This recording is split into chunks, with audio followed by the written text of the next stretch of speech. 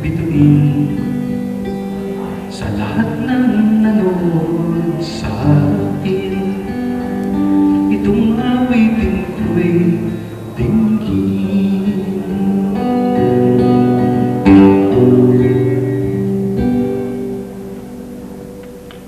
Parang kailan lang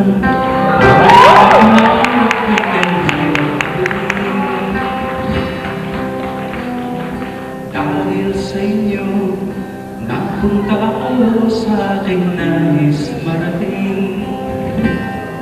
Nais ko kayong pasalamatan kahit man lamang isang awitin. Parang kailan lang halos ako ay maghalimos sa lansangan. Dahil sa inyo ang aking tiyan at ang bonsai nagkalaman. Kaya itong awiting aking inaawit, nais ko'y kayo ang handugan. Tatanda at lilipasin ako, ngunit mayroong awiting iiwanan sa inyo.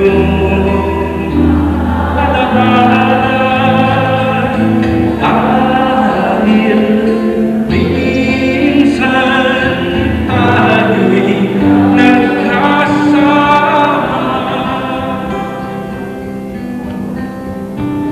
Alam niyo mga kaibigan, ang sarap na nasa show business, yung nag-iisa ka, tinitingala ka ng tama.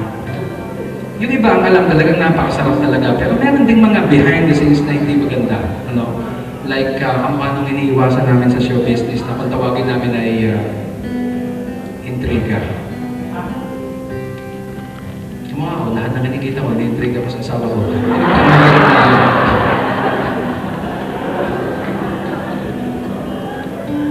Pero, ganyan ang buhay. Ang show business ang isa sa pinakamasaya at pinakamasakit at pinakamalupit na negosyo sa mundo. Kasi hindi ka laging nasa taas eh. Minsan nasa taas ka, tapos mapapansin mo lang mapupunta ka sa ilalim. Meron mang minsan eh, ang tagal nasa ilalim, tapos makikita nila lang na nasa ibabaw. Di ba? Ang showbiz ay parang sex. Parang gulo. Minsan nasa ibabaw, minsan nasa ilalim.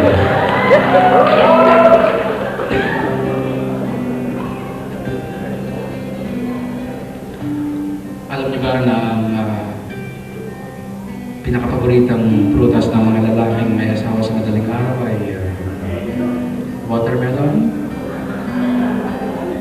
Nakadalasan ay maririnig yung honey, pakba naman oh.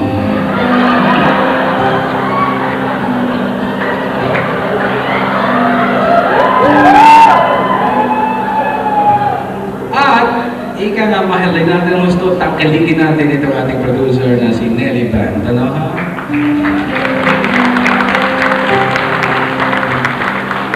Marami pa kayong mapapanood na shows dito dahil dyan kay Nelly. Balita ko may darating pa rito isang magaling ha. Kinukwento sa amin ito si Edka na ito bang Levites. Nag-show na yata dito itong mga singing priest ay babalik ulit dito at magka-concert dahil sa bukod sa maraming nagre-request sa kanila ay hindi na rin tumanggap ng malaking bayad ng Levites dahil gusto nilang bumalik sa Rec Beach, ano ha?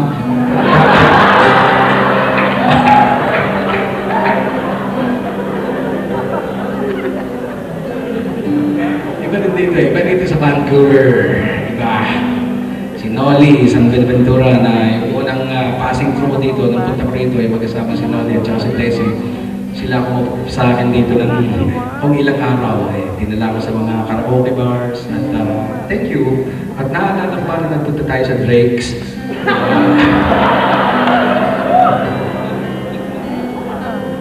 Yan yung mga barkada. At hari naman nag-enjoy kayo dito sa aking show ngayong gabi. At nais ko samantalahin itong pagkakataong ito na aming nalalapit na makinig kayo. Free concert. Back-to-back namin ni Freddie Aguilar. Okay. August 22. Abangan niyo ito. Sa Los Angeles gagawin ito. At,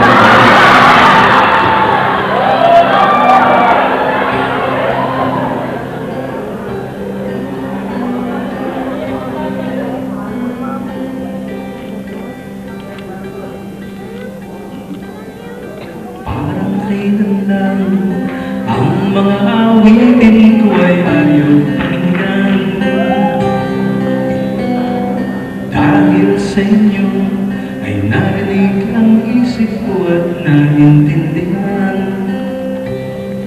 Dahil dito'y ibig ko kayong ituring na matalik kong kaibigan. Aking narating ang langit at ipinilang na isang bituin sa lahat ng nanood sa amin. Itong awitin